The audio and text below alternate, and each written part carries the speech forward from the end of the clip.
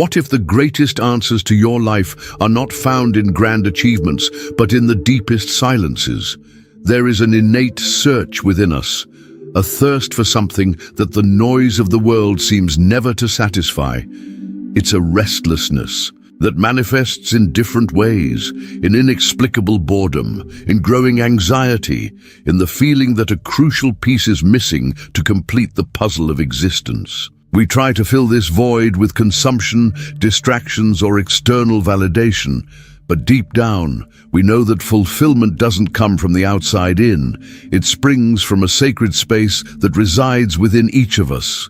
Modern life, with its dizzying pace and flood of information, has pushed us away from this center to the periphery of our own soul.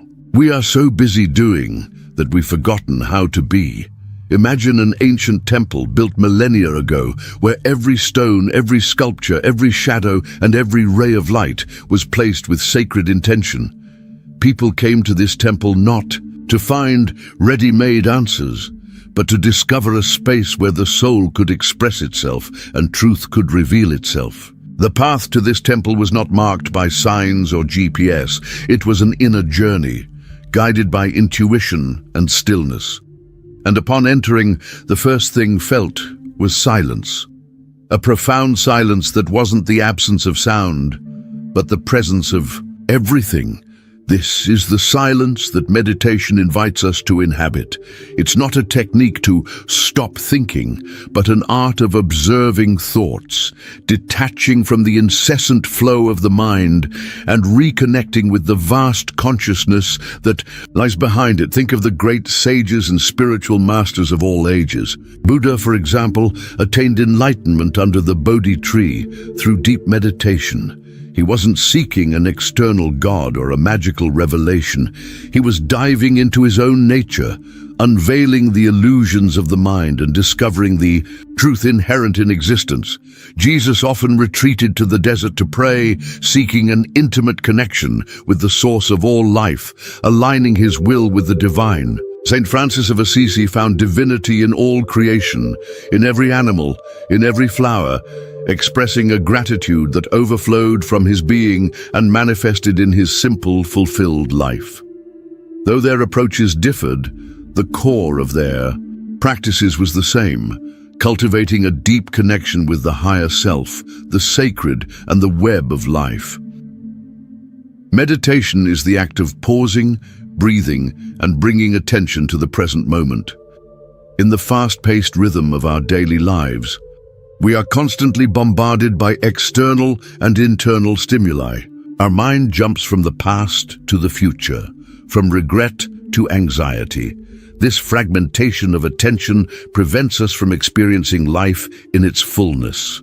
When we meditate, we train the mind to anchor in the now, to observe thoughts without judgment, to feel the breath as a constant anchor. It's not about emptying the mind, but about seeing it as a sky where clouds, thoughts, pass without you clinging to them. In doing so, you begin to realize that you are not the cloud, you are the sky. This practice of observing opens a space of clarity, a portal to intuition and inner wisdom. It's in this space that we start to hear the subtle voice of our soul, often drowned out by the noise of the ego and external expectations. Meditation allows us to deconstruct the narratives we've built about ourselves, the masks we wear, and reconnect with our authenticity. It is the key to accessing the primordial silence where all answers reside, and in this space of clarity, prayer naturally arises. But not prayer as a list of requests to a distant God. Prayer, in its purest essence, is a conversation. It's a dialogue, an expression of gratitude, a surrender, a request for guidance, a confession, a celebration. Think of it as an energetic bridge between your individual self and the unified field of all existence. What some call God, others universal source, cosmic consciousness, or simply the great mystery. It's an act of humility and faith where we acknowledge that we are not alone and that there is a greater intelligence operating in the universe. Shamans from various cultures before their journeys entered altered states of consciousness. Through rituals and invocations, which were forms of deep prayer, they weren't just asking for healing or guidance, they were merging with the forces of nature, with ancestral spirits to bring balance to their world and community. They understood that prayer was a form of co-creation, aligning individual will with the divine will. For them, nature was the great sacred book, and prayer was the key to deciphering it. Have you ever allowed yourself the deep silence to truly hear what your soul is trying to tell you? Prayer, therefore, is not about changing the mind of God or the universe, but about changing our own mind. It's an act of surrender, trust, and alignment. When we pray with a sincere heart, we release our worries, surrender our burdens, and create space for higher wisdom to work through us. It's in this moment of vulnerability and faith that we become receptive to inspirations, creative solutions, and the strength to face challenges. Prayer reminds us that we are not just individual beings struggling alone, but parts of a larger cosmic tapestry, interconnected with an inexhaustible source of love and intelligence. It's the key to connecting with our own spiritual journey, to finding meaning even amidst chaos. And from the heart of prayer, from its deepest essence, gratitude emerges. Gratitude is not just an emotion. It's a state of being, a vibrational frequency that aligns us with the abundance of the universe. When we give thanks, not only for what we have, but for what we are, for what life offers us in every breath, we open a portal to more. Think of the Norse legends about Yggdrasil, the world tree whose roots and branches connected all realms of existence. Gratitude is like the sap that flows through this tree, nourishing and connecting everything. It acknowledges the interdependence of all things and celebrates the gift of life in all its manifestations. Often, we confuse gratitude with blind optimism. It's not about ignoring pain or difficulties, but about finding the lesson, the hidden gift, even in the most challenging experiences. It's seeing beauty in imperfection, strength in vulnerability, wisdom in mistakes. Gratitude lifts us out of the role of victim and places us in the role of co-creators of our reality. It reminds us that, even in the most adverse circumstances, there is always something to be thankful for. A small seed of hope, a valuable lesson, a ray of light piercing the densest clouds. When we give thanks, we elevate our own frequency and attract more of what we desire into our lives. Think of the story of King Solomon and his legendary wisdom. He wasn't grateful only for his wealth and power, but for the wisdom granted to him and the ability to discern truth. His gratitude kept him in a state of humility and openness, allowing more wisdom and prosperity to flow to him. It's a reminder that gratitude is not an end in itself, but a path, a portal to a fuller, more meaningful existence. But here lies a profound mystery, a paradox that often escapes us. If meditation connects us to silence, prayer to the divine, and gratitude to abundance, why is there still so much pain and suffering in the world, even among those who practice these disciplines? What if the true reason for our disconnection is not a lack of meditation, prayer, or gratitude, but a fundamental misunderstanding of who we are when we practice them? The answer, perhaps, lies in understanding that meditating, praying, and giving thanks are not separate actions we do to gain something. They are, in fact, states of being. Meditation is not something you do for 20 minutes before returning to chaos.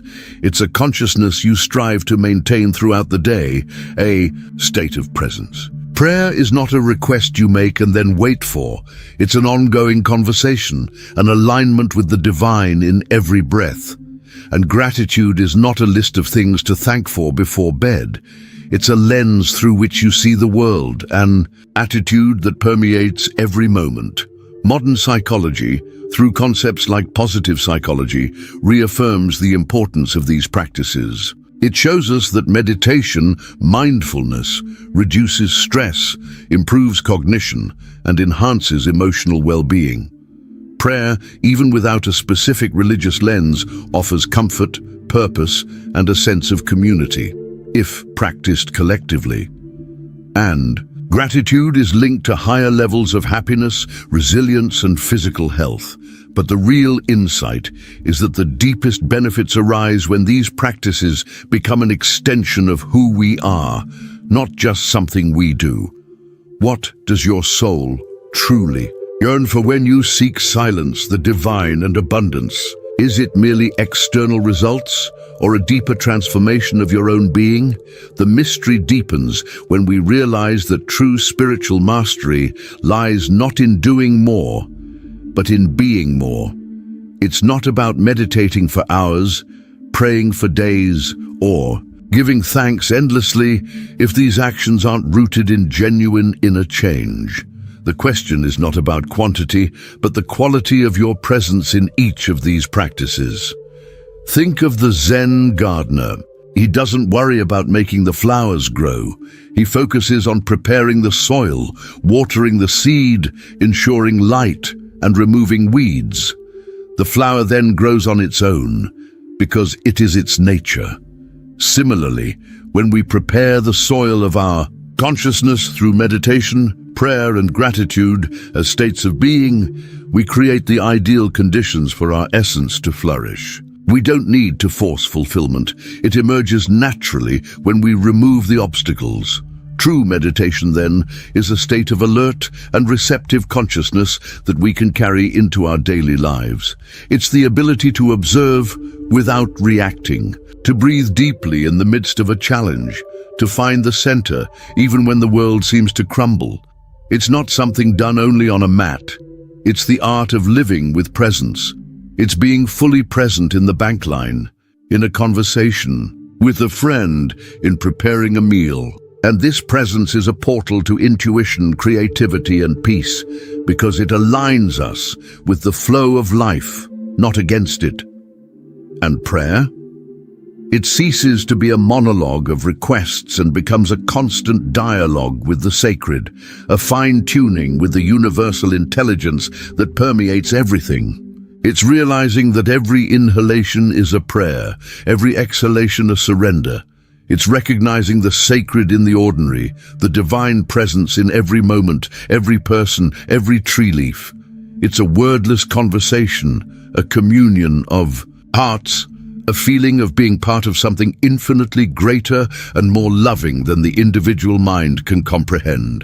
This prayer is the recognition that you are not alone, and that the wisdom you seek is always available to those who open themselves to receive it, and gratitude then becomes the lens through which you see existence itself. It's not just thanking for what I have, but being grateful for being. It's a celebration of life in all its facets, from joy to sorrow, from success to failure. Because even in pain, there is a lesson. In obstacles, an opportunity for growth. It's the recognition that life, in its totality, is a gift, and every moment is an invitation to expand, learn, and love. When you live in a state of gratitude, you become a magnet for more experiences that generate gratitude. Archetypal psychology shows us that these practices are not inventions of any religion, but echoes of universal patterns of the human psyche. The archetype of the sage, for example, always sought silence and contemplation. The archetype of the hero, on their journey, turns to prayer, invocation of a greater force, before facing challenges. And the archetype of the lover, who finds joy in connection and union, lives in a state of deep gratitude for existence itself and the beauty of the world. These are our inheritances, the spiritual codes etched in our soul. So the great mystery reveals itself. Pain and suffering persist not despite meditation, prayer, and gratitude, but because we often approach them as superficial techniques rather than allowing them to transform our very being. The real question is not, what must I do to achieve fulfillment, but who must I become for fulfillment to be my reality? What have you been avoiding unveiling within yourself that prevents your presence, connection, and gratitude from becoming? permanent states of your being?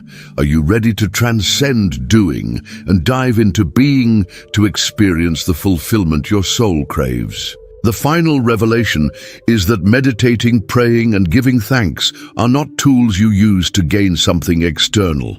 They are, in fact, the three pillars that sustain your true nature. They are paths to unveiling that you already are the silence, the connection, and the abundance you seek. Life is not about accumulating more high-vibration experiences. It's about becoming the high vibration itself. It's the rediscovery that you don't need to seek the sacred. The sacred is pulsing in every cell of your body, in every heartbeat, in every breath. If this journey of reflection touched your soul and made you feel the depth of these practices, I invite you to share your thoughts. Leave the word presence in the comments to tell me how this video resonated with you. Like this video, if it inspired a new perspective, subscribe to the channel to continue this journey of self-discovery, and share it with someone who is also seeking the fulfillment that resides within.